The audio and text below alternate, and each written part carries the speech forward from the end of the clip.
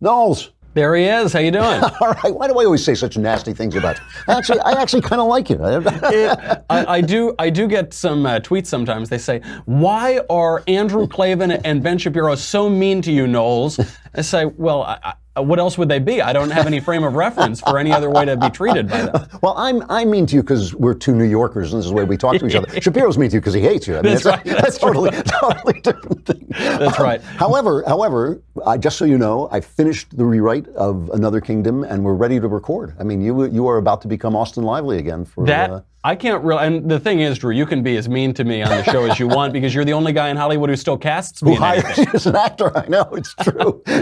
I can't wait for this second season. You know, we got so many views on that first season, and I believe the marketing budget was equal to my salary from the Daily Wire.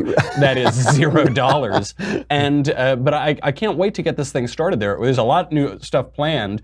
We've got some visual components that are being planned for this. Very cool. Yeah. We're taking it up to the next level. I got to say, I'm so happy with this book. With the second season, I am so happy with it. I mean, I really, it came out. You know, I was kind of thinking it's supposed to be 3 seasons. It's supposed to be a trilogy. The middle book in a trilogy is usually the weak one. Right. So I started out kind of not as hopeful as it, but I finished it yesterday, and I was actually crying at the end of the story. I was sitting there going, "Oh, this is great." That's pretty good. I know. I'm usually crying in Hollywood, but it's not because of how great the product is. All right, so I wanted to talk to you about a Wall Street Journal op-ed I saw by Orrin Hatch called Geneva Conventions for the Culture War.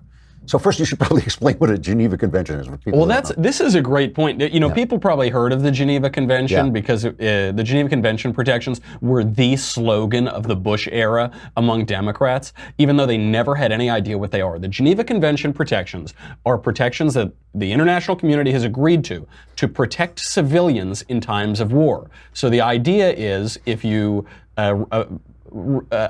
go along with certain rules. If you say, okay, we're not going to use certain weapons, we're not going to use chemical weapons, for instance, we're not going to torture civilians, we're not going to do this, that, or the other thing, then your soldiers will be afforded certain protections if they're captured by the enemy or when they're engaged in times of war. But that's the purpose of the Geneva Convention protections, is to protect civilians, which is why when the left said we need to extend Geneva Convention protections to terrorists, it never made any sense because terrorists target civilians. If you give them protections, you undermine the whole thing. Right, and it was also, the soldiers were supposed to be uniformed soldiers, so if you're a terrorist and you're disguising yourself as part of the populace, you're not covered by the Geneva Conventions anyway. That's exactly right. So this totally misunderstood thing, but Orrin Hatch, good old Republican conservative senator, he says we need Geneva Conventions for the culture war.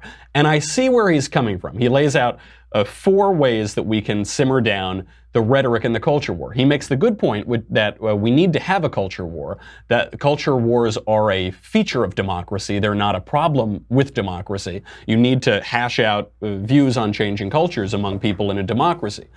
But he says the rhetoric has gotten so crazy. There was an angry mob that cornered HHS Secretary Kirstjen Nielsen the other day at a DC restaurant. There was a Virginia restaurant that kicked Sarah Sanders out of there and said, we won't serve you. A group of men screaming in Transportation Secretary Elaine Chao's face, which is a huge mistake because Elaine Chao is Mitch McConnell's wife, and Cocaine Mitch is going to find you like Pablo Escobar. He's going to track you down and kill you, buddy, so watch out. I know. He has that peaceful face, but it's a lie. That's right. Behind the turtle smile is a killer's instinct. And so anyway, so that is true. There are all of these aspects of this, what should be a civil debate, that are becoming increasingly violent, increasingly aggressive.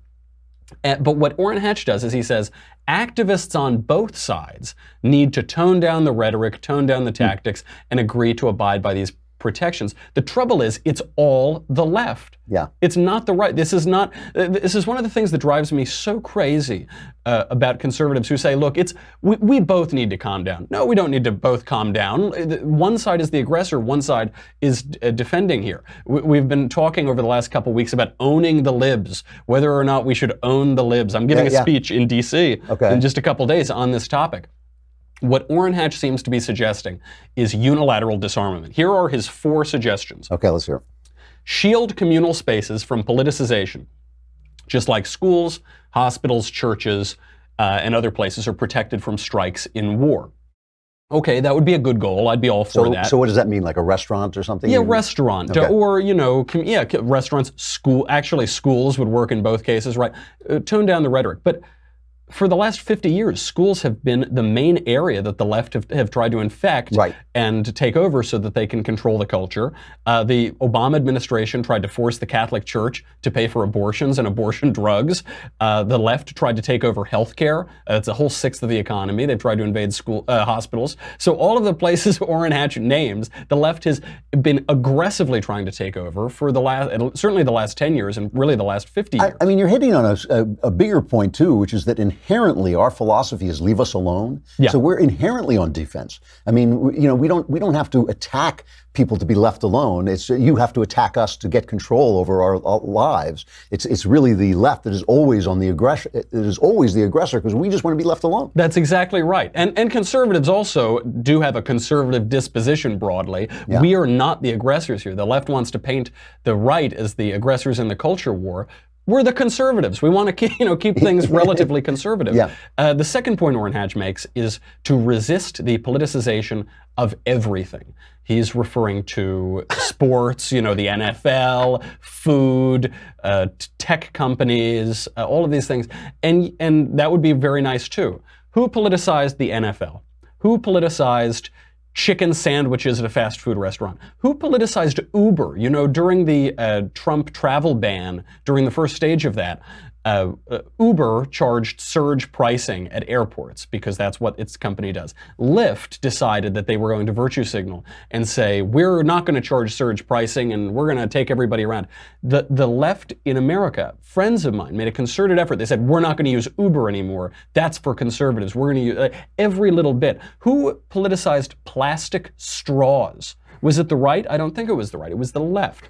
You're knocking their biggest contribution to the culture in the last 10 years is banning straw. That's what Trump has solved the economy. He's dialed back regulation. He's appointed judges, but they ban straws. They ban straws. Now we have sippy cups to fully represent the infantilization of American politics. But if you start by politicizing the flag, if you start by saying the flag is for conservatives, the flag is a conservative thing, and we on the left don't believe in patriotism, which they were saying on the news during the war on terror, if you say that, then I guess we're just as political as they are because we believe in waving the flag. We believe in having the flag saluted during the national anthem at a sports game. So from their point of view, we are political because we believe in America and we believe in freedom. We believe in the Constitution. That's a political point to them because that's what they're fighting about. Well, this is the key aspect of this because one of Orrin Hatch's points is that we need rhetorical disarmament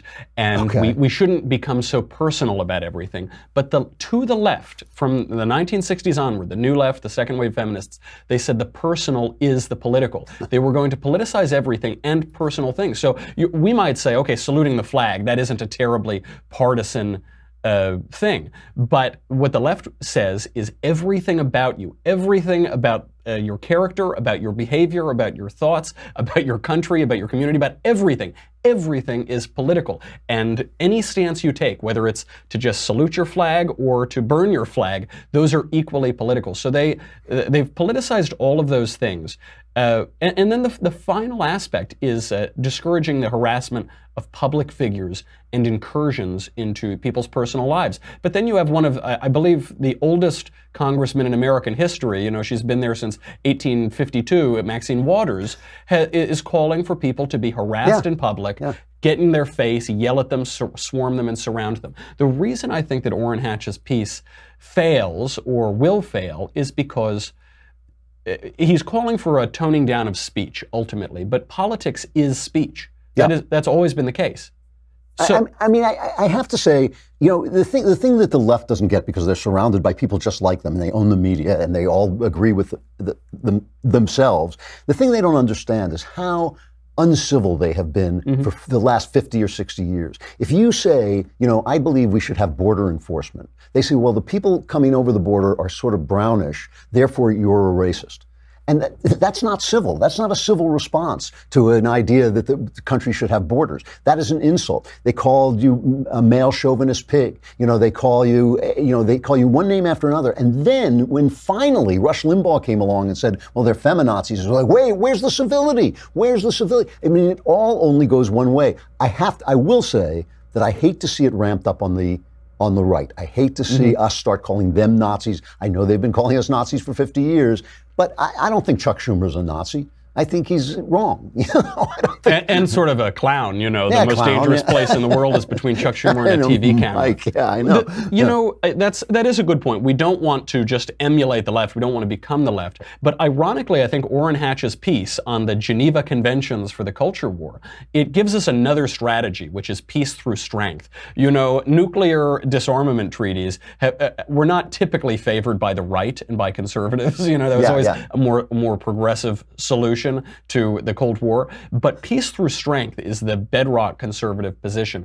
And if the right disarms right now, rhetorically disarms, we're just unilaterally disarming. The left is not going to do it. But if we have peace through strength, if we fight back, if they try to shut down the NFL, politicize the NFL, disrespect the American flag, and we say no, if they go out and try to fire our people, and we go out and fire a couple of their people, if we say no, if we put our line in the sand, that might lead to a longer civil peace. I agree with you. I agree with you on this, pal. I mean, I just think that the right has always been uncomfortable winning, and I think that is something that Trump has brought to the table that is absolutely positive. It's 100% positive that he has fought back against the press, that he has said to us, no, we should beat them. It's not just that we should sit there and kind of say, the old joke used to be that the Democrats say, let's destroy the country in a year, and the conservatives say, well, let's do it in 2 years. And I mean, I don't think we have to take that out. What are you talking about on the show today? So today we're going to be talking, I have to talk about my dear friend, I saw you just talked about her, Alexandria Ocasio-Cortez. Yeah. She is so good. But we're going to talk about how the Democrats are running on fumes. They have nothing to run on in 2018, and so they're doubling down on hysterics, going back, trying to reopen historical wounds, and it will not work. We've got a great guest coming on, a lefty who was a SJW, character assassin, all of these, wrote for the Huffington Post, and he has said it's time for the left to cut out the nonsense. So we're going to talk to him too, cool. And keep our fingers crossed for the culture. Excellent. All right, we're going to Washington. You're going tomorrow, I think. I'm going on Wednesday, and we're going to be talking to the YAF. I'm flying out tomorrow. Yeah, you'll be out in a couple days. We should try to grab a drink at the Gold House, too, the Trump International Hotel. Oh, what a great idea. Yeah, pass on some money to the president. He needs it. That's right. All right, I'll see you later. Thanks a lot.